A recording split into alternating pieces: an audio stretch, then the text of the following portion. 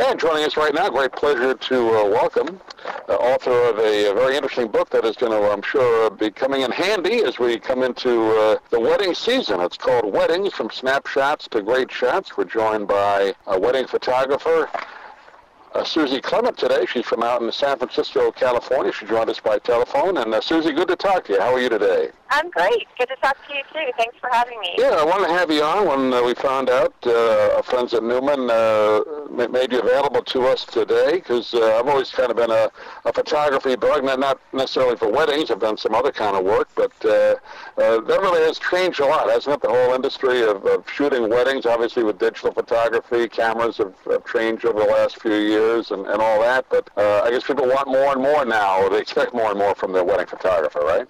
Oh, they sure do.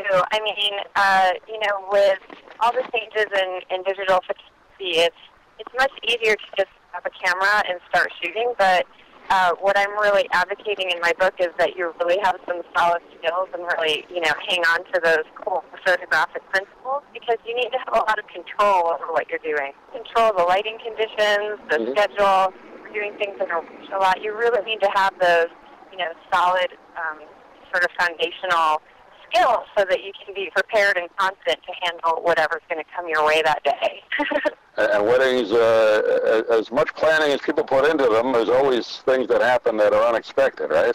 Oh, sure. And I mean, even as a photographer, I put a lot of work into planning ahead for the day in terms of the schedule and making sure we have enough time and knowing where we're doing things. But you have to go in just knowing that it's going to be very fluid and things will change and people will be late or they won't show up or it'll rain or, something's going to happen. You have to have the flexibility to deal with that. Now, your book obviously can help anybody, whether you're a professional or amateur or just want to, maybe plan your own wedding to maybe hire a photographer, but I guess it's probably geared more to the person that's going to be maybe doing it for a living or on the side. Is that accurate, or is it kind of for everybody? Well, it's kind of for everybody. I mean, the book is really geared not towards the complete, photography beginner. So there we do have a section where we cover some shooting basics and kind of some core principles, but it's really designed for someone who knows their way around the camera, but they want to learn how to apply those skills specifically to a wedding. So an advanced hobbyist who has been approached by friends and family to shoot weddings for them and is interested in doing it but maybe a little intimidated, or a beginning professional who knows that they want to embark on this career and just want to get some solid skills under their belt so that they can feel confident going in about what they're going to do. Can you make a living just doing weddings, or do you have to do all sorts of type of photography? In other words, is there a market out there if you just want to do weddings alone, specialize in that? Yeah, I mean, weddings are my primary business. I occasionally do portraits when they come my way. They tend to be my wedding clients who come back to me after they start, growing their families. But right. There are a lot of people who are making their living mainly from weddings because weddings are so seasonal. I think a lot of people do supplement with portraits and other things, but you could go with it with just weddings for sure. Let's talk a little bit about, in case people are interested in shooting weddings on their own. Obviously, equipment is a big factor, and I know you talk a little bit about it in the book, but you recommend, obviously, spending some money on a decent camera. You don't want just any old digital camera, right?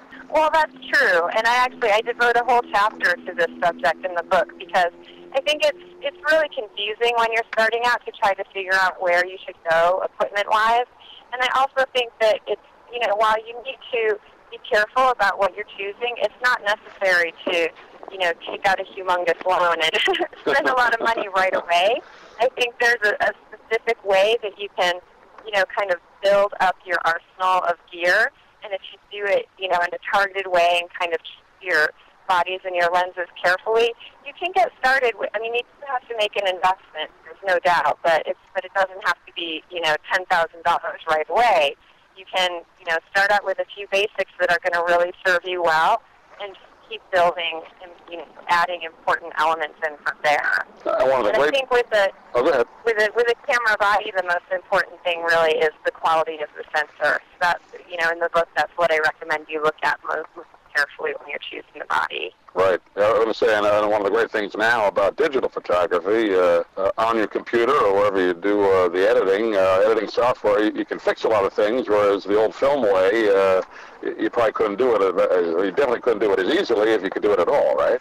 Yeah, I mean, in the old film days, what you needed to do was have a really good relationship with a professional lab so that they could help you, make those sorts of adjustments. Now you can do it all in-house if you choose to, and there is a lot more flexibility in the kinds of things that you can do. But I really advocate, having control over your camera and what you're doing at the point that you're shooting the image, so that whatever adjustments you have to make are really minimal, because nobody wants to spend, hours and hours in front of a computer, and it's really easy to do that, especially if you get a little bit, a little bit sloppy with your shooting skills, and you think, oh, I can fix that later. Maybe you can, and maybe you can't. But even if you can, it's going to take a lot of time. Sure. No, I know. Well, give a little game plan, Suzy. Obviously, if you have a wedding assignment, let's say you get a job, somebody wants to shoot their wedding. What's the first thing you should do? Meet with the bride alone? Meet with the bride and groom? Or what's the first step? Yeah, well, the first thing to do would be, depending on how close you are to the wedding, but as the wedding gets closer, you want to talk to them about the schedule for the day. You want to talk to them about what their needs are going to be in terms of family and group shots.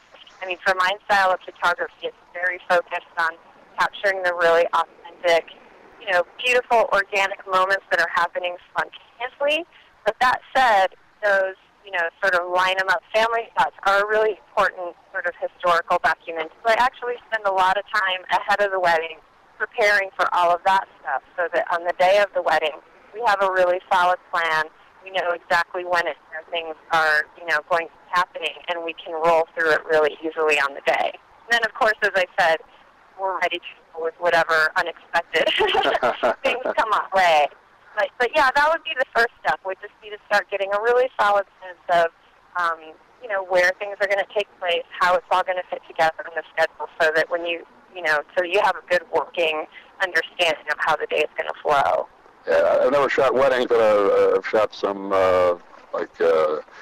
events like not bar mitzvahs, but confirmations and graduations, that kind of stuff in the past. And as much as you can plan what you're going to do, there's always either the mom or some relative that wants you to shoot something right away that maybe pulls you away from where you are. So you have to be ready for that too, right?